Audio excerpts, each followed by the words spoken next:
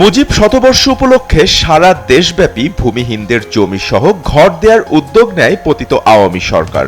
এরই ধারাবাহিকতায় পাবনা সদরের ভাড়ারা ইউনিয়নের পশ্চিম জামো এলাকায় ঘর পান ভূমিহীন ৬০টি পরিবার। পরবর্তীতে ছাত্র জনতার আন্দোলনে আওয়ামী সরকারের পতনের পর সেই জায়গার উপর নজর পড়ে স্থানীয় একটি প্রভাবশালী চক্রের। জায়গাটি নিজেদের বলে দাবি করতে থাকে চক্রটি। গত ৮ই আগস্ট রাতে আশ্রয়ণ প্রকল্পের বাসিন্দাদের অস্ত্রের মুখে ঘর ছাড়তে বাধ্য করে অস্ত্রধারী সন্ত্রাসীরা। গুড়িয়ে দেওয়া হয় আশ্রয়ণ প্রকল্পের সবগুলো ঘর।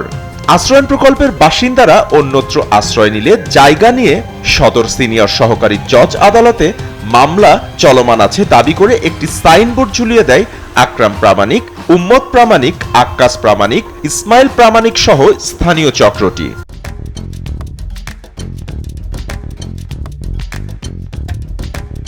সাইড চেয়ারম্যান ছিল, সে হচ্ছে জোরপূর্বক এখানে খাস জায়গা দেখিয়ে তারা জায়গা উপর শেখ হাসিনার বাবার শতবার্ষিকী উপলক্ষে একটা গুচ্ছগ্রাম মানে উপহার দেয় যে ব্যক্তিগুলারে।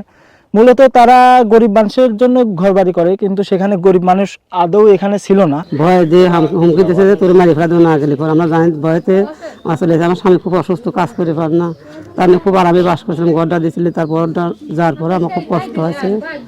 আমরা এখন সাদা সাদে চলে আসছি, ভয়তে জানি ভয়তে আমরা চলে আসছি। বন্দুক গুলি মুলি নিয়ে সেই অবস্থা করে সব ভাঙচুর করে নিয়ে গেছে। আমাদের থাকার মতন কোনো জায়গা নাই, আমাদের খুব কষ্টের দিন যাচ্ছে। সরকার যদি আমাদের না দেখে তাহলে আমরা কোথায় যাব?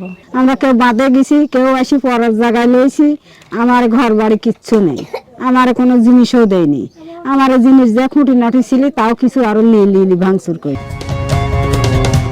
আশ্রয়ণ প্রকল্পের ঘর হারিয়ে খোলা আকাশের নিচে মানবেতর জীবনযাপন করছে ভুক্তভোগী পরিবারগুলো। এ ঘটনায় প্রকৃত দোষীদের বিরুদ্ধে ব্যবস্থা নেয়ার পাশাপাশি ক্ষতিগ্রস্তদের পুনর্বাসনের দাবি জানিয়েছে ভুক্তভোগী পরিবারের সদস্য ও স্থানীয় জনপ্রতিনিধি। প্রশাসনকে জানানো হলেও কোনো ব্যবস্থা নেওয়া হয়নি বলে অভিযোগ করেন ভাড়ারা ইউনিয়ন পরিষদের চেয়ারম্যান সুলতান মাহমুদ খান। সশস্ত্র হামলা হয়, তাদেরকে ভয়ভীতি দেখে দু একজনের খাতুরি পিটারি করে এদেরকে ওখান থেকে অবমুক্ত করা হয়।